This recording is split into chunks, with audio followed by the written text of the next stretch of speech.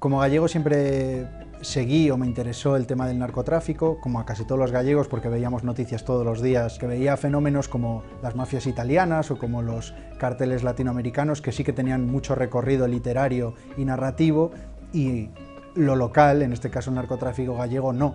Así que es una idea que siempre tuve en la cabeza y que cuando tuve la oportunidad, pues no me lo pensé. Sito Miñanco es tal vez el narcotraficante más emblemático que ha visto Galicia. Emblemático porque, bueno, es un señor que ha llegado a tener mucho poder. Sito siempre quiso ser el Pablo Escobar de las Rías Baixas y hasta copiaba estéticamente a Pablo Escobar, pues con su bigote, con sus camisas. Él financiaba las fiestas del pueblo, era hijo predilecto de Cambados, amigo de las autoridades y de los políticos, era hasta el presidente del club de fútbol de Cambados, que a punto estuvo de subirlo a segunda división. ¿Cómo los contrabandistas de tabaco gallego dan el salto al narcotráfico? Una de las explicaciones principales es que los contrabandistas de tabaco, como por ejemplo Sito Miñanco, lavaban su dinero en Panamá. ¿Qué pasaba en Panamá? Que también lavaban su dinero los narcotraficantes colombianos.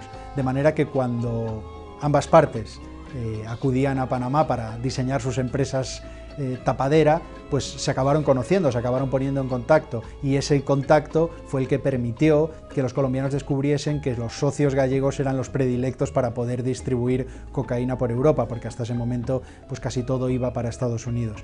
En 1984 el cártel de Medellín, que encabezaba Pablo Escobar, asesina al ministro de Justicia colombiano, y este asesinato hace que el gobierno colombiano declare la guerra a los cárteles. Por lo tanto, casi todos los cabecillas se tienen que ir de Colombia, huyen. ¿A dónde van la mayoría? Pues van a España. Por ejemplo, los hermanos Ochoa. Meses después de su llegada son detenidos y entran en Carabanchel, que en esa cárcel están los contrabandistas gallegos que acaban de ser detenidos por una macro redada contra el contrabando de tabaco en Galicia. No se les ocurrió mejor idea a las autoridades que meterlos a todos en la misma cárcel. Por eso muchas veces en las Rías Baixas se dice que el narcotráfico gallego nació en Carabanchel.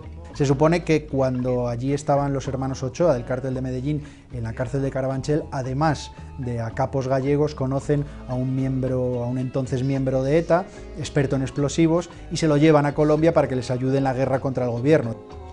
En Galicia hubo poca violencia, o al menos poca violencia para lo que se le supone a un fenómeno criminal. En general la violencia la llevaban a cabo los colombianos. Cuando algún clan quería ajustar cuentas con otro, contrataban a sicarios colombianos. Por eso en las Rías Baixas se suele decir que cuando se escucha acento colombiano es mejor quedarse en casa. No es que los narcos gallegos no se quisieran meter en política, es que estuvieron muy metidos. En la época del contrabando del tabaco, el jefe de todos los contrabandistas, de todas las bandas de contrabandistas, Vicente Otero, apodado Oterito, era amigo íntimo de Manuel Fraga, y tenía la insignia de oro y brillantes de lo que entonces era Alianza Popular.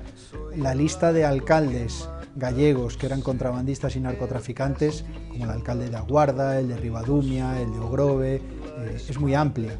Galicia estuvo cerca de ser lo que se conoce como un narcoestado. La Operación Nécora pone fin a la época de la ostentación, a la época en la que los narcos gallegos se creían intocables, se creían invencibles. Era muy habitual ver en las Rías Baixas a los narcos conduciendo descapotables, viviendo en pazos, organizando descargas al calor de una mariscada. Galicia sigue siendo una de las puertas principales de entrada de la cocaína en Europa.